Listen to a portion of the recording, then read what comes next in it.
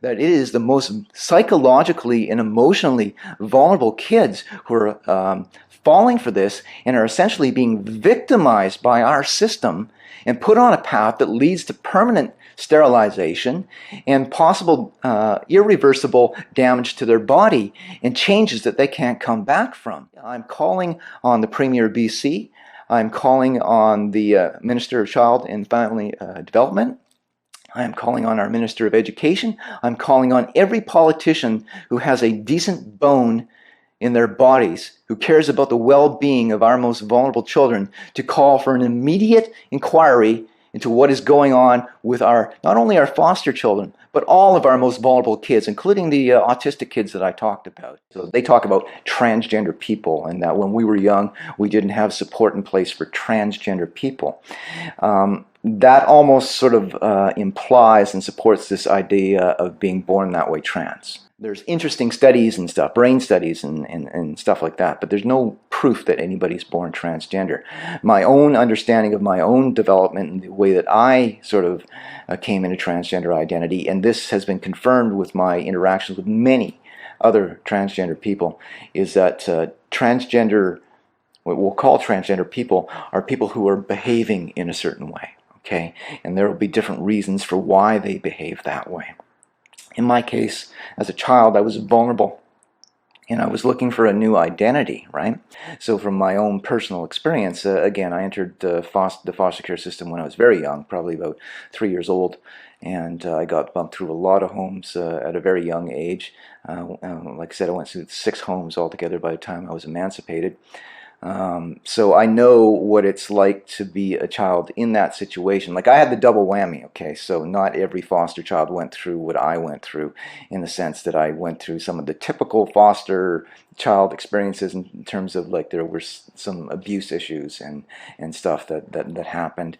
And just the sort of the trauma of constantly being ripped from one home to another. That does a number on your sense of identity, and also the sort of this looking around, seeing that everybody else has parents, right? Even in single parent homes, at least they've got one parent, right? And you have no parents, and you've got this sense of having been cast out into the world. Because I was an emotional child, and because I was the youngest and smallest in my class, I was also viciously bullied in schools. So I was getting like a double hit. So I was your ultimate child who had a sense of being rejected by the world, right? I began experimenting with what you'll call cross-gender expression when I was probably about 9 or 10 years old, and I was a foster child, and I'd gone through multiple different homes, and I was what you would call one of these very wounded children, and I had like enormous self-image and self-worth problems when I was a kid. Like to look back into my mind when I was a child is, I would say, disturbing for me to do even to this day. So I began, I would say, experimenting with cross-gender behavior because I wasn't happy with myself, and because I had this super popular foster sister, and I wanted to, like, she had what I thought was a perfect life, right? She was super pretty and had all of these friends and stuff. So I began trying to sort of emulate that, and I became obsessed with it. Okay, but that was what I would call an obsession that came out of the psychological and emotional wounds I had suffered up to that point in my life. So I was looking for some new identity. Today they might say to me that I was a girl trapped in a boy's body. But I would say that I wasn't a girl trapped in a boy's body crying out for my true identity. What I was a wounded child crying out for help. So I think that the wrong thing to do actually would have been to reinforce this, what was essentially an obsession for me when I was a child. Okay, because what would have happened, in my opinion, is it would have put me on a path towards using all of these toxic drugs now that they're giving to kids. So SOGI 123 nurtures and supports this identity in kids, and so they would have taken me and nurtured that and supported that, and knowing how I was and how my mind worked as a child, I probably would have just fallen right into that. People have to understand that once you nurture that idea in a child, say a young boy, okay, a young boy says, okay, I'm a girl. You nurture that idea and you allow the child to begin expressing in that role. When a boy begins expressing as a girl, he's immediately going to be besieged by enormous social and psychological pressures to look the part. okay? But you've got your DNA working against you, okay? So what are you going to do? And that's why we see so many of these kids today going on to use, the Lupron, the puberty blockers, the synthetic hormones, and all this stuff. So I was affected by something in my environment that I locked in on. Okay, so there could be all kinds of different things that might trigger a kid in that way. And so when we look at the studies of transgender kids, what we'll find, for instance, is that autism rates are very high. Okay, and what we know about autistic kids is they do have this tendency to lock in on ideas and stuff, right? If we were to accept the idea that, for instance, you can be born that way transgender, you're just born transgender, there's nothing you can do about it. Well, if we were to accept that thesis, then what we should expect to see with transgender kids, for instance, would be the same general rates of autism in the transgender community as in the general community. Okay, so but what we see in the transgender community is not that. So the studies vary, but if we go to the low end, some studies have shown that transgender kids are in the range of 8% on the autism spectrum at the low end. But there are studies that go up to as high as 45 and 55% of the kids that they looked at who are transgender were on the autism spectrum. So let's say it's somewhere in between, 30%. Okay, that number doesn't become startling until you understand autism rates in the general population, which are 1.7%.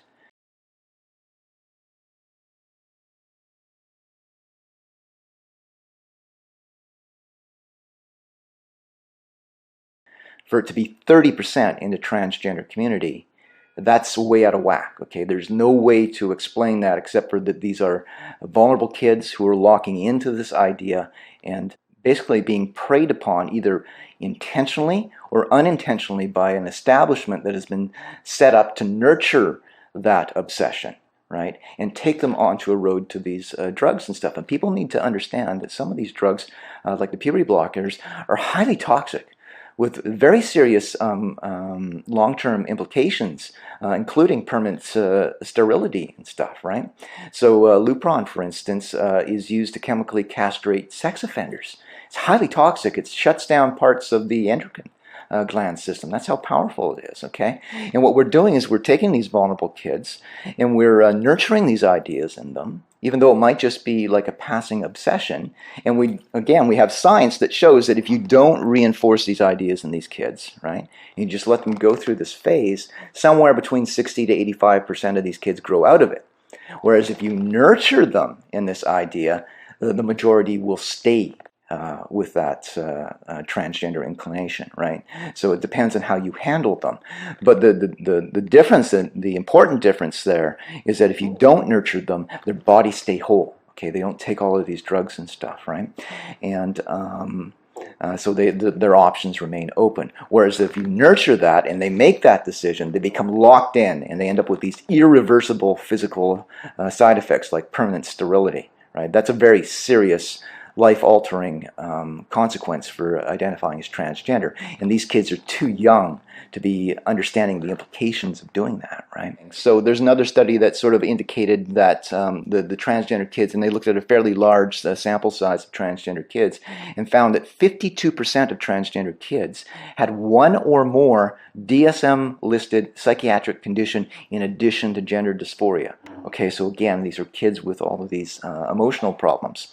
And that's going to get us into my sort of recent discovery, which actually came to me courtesy of Dr. Wallace Wong, who is the leading gender psychologist in British Columbia who deals with the greatest number of transgender kids. That's his specialty. Okay, and he refers a lot of kids to the BC Children's Hospital.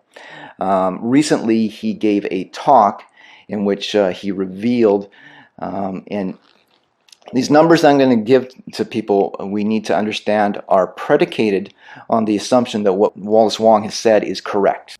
So in our gender health clinic, we started in 2000, after 2010. So back then, we started with 4 clients at the ministry, but now we have more than 500 kids under just the ministry alone. If I'm talking about my private practice altogether, I see more than 1,000.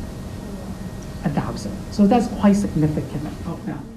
It should be noted here that we do not know the actual number of foster kids specifically that are in Wallace Wong's care. We only know that half came from the ministry.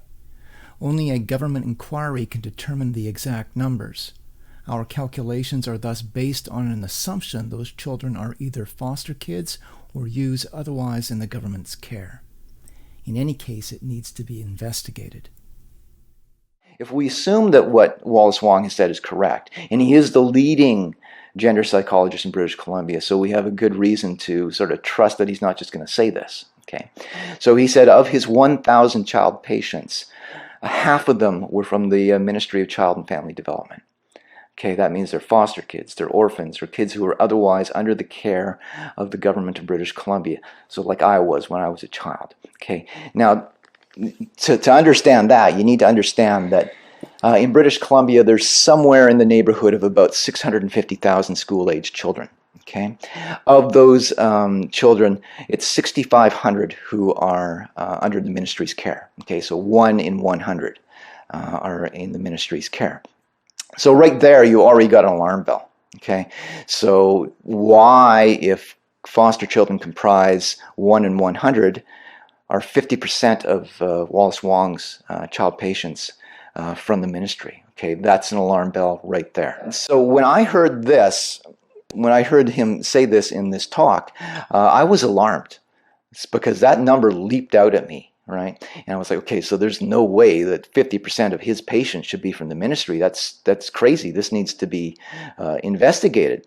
But nobody sort of followed up on that, right? And it just sort of was left hanging out there. So I decided to go out and crunch some of the numbers and try to figure out exactly what this all meant.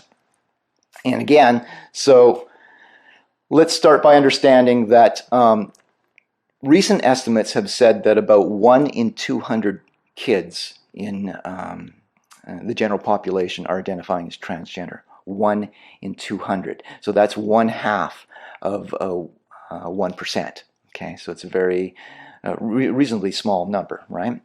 Now, if we look at just and this is where we're really beginning to get why I'm saying we need to have not only a provincial inquiry, but probably a national inquiry.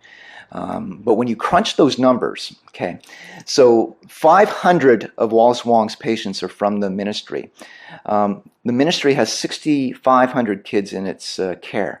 So when you do the math there, what you discover is that 7.7% of all of the children in the ministry's care are identifying as transgender and under the care of one doctor. Just one doctor. There are other doctors out there, like any family physician can basically prescribe hormones or whatever to kids and stuff. But that's just one doctor. So it is not unreasonable for us to conclude that the numbers of foster children who are identifying as transgender might be as high as 1 in 10. Okay, when you compare that to 1 in 200 in the regular population, that is alarming. Okay, and this goes back to my central thesis that I've been talking about in my presentation now for going on 2 years, that it is the most psychologically and emotionally vulnerable kids who are falling for this and are essentially being victimized by our system and put on a path that leads to permanent sterilization and possible irreversible damage to their body and changes that they can't come back from. So this is an alarm bell, and my feeling here is that, and I've been trying, like I came here to Victoria to try to get some interest from our MLAs on this issue and point out the seriousness of this. And I've gone to our mainstream media, and I've sort of tried to give them the same alarm bells, but everybody is ignoring this, okay? But 1 in 10 compared to 1 in 200, that is deadly serious. We needed an immediate inquiry to make sure that we are not feeding these vulnerable kids into a pharmaceutical machine that is making billions of dollars on this. Okay, it gets even a little worse though when you consider the fact. Okay, so I said that 7.7% of kids are under the foster kids are under the care of one doctor. We're going to come back to that number again right now. 7.7% of all school-age children in British Columbia are indigenous children. Okay. One of the things that's been pointed out for some time about the foster care system is that even though they only comprise 7.7% of the general population, 52.2% of foster children are indigenous. Okay, so they're grossly overrepresented in the foster care system. So we don't know what the actual numbers are with Dr. Wallace Wong's in terms of these foster kids who are identifying as transgender, but it is reasonable to conclude that maybe half of those kids are indigenous. Okay, so this is like a double whammy. I mean, these indigenous kids have enough strikes against them as it is already without being sort of suckered into what I consider a serious and, like I say, potentially permanently life-altering choice and being sterilized again. Like, so are we going back to the time when the government was sterilizing indigenous children? It's almost like that right now, okay? And there's another reason why we should be getting a provincial inquiry. And so I am today, and hopefully we can send this out to our government officials and send it out to the media. I'm calling on the Premier of BC. I'm calling on the Minister of Child and Family Development. I'm calling on our Minister of Education. I'm calling on every politician who has a decent bone in their bodies, who cares about the well-being of our most vulnerable children, to call for an immediate inquiry into what is going on with not only our foster children, but all of our most vulnerable kids, including the autistic kids that I talked about. And it is also, I would say, reasonable to conclude that if this is what is going on in British Columbia, it's probably going on in Alberta, in Saskatchewan, in Ontario. So this is probably something that needs a national inquiry. And this is not something to be slighted and hand-waved away. When you look at these numbers, I don't see how any reasonable person can conclude anything other than we need to investigate this. And I personally think that I would like to be part of that inquiry only because I don't trust our government. Right? And I don't trust the people who have been manipulated by the pharmaceutical establishment. So I think they need to have a critical eye in there, and I would happily take part in any such inquiry.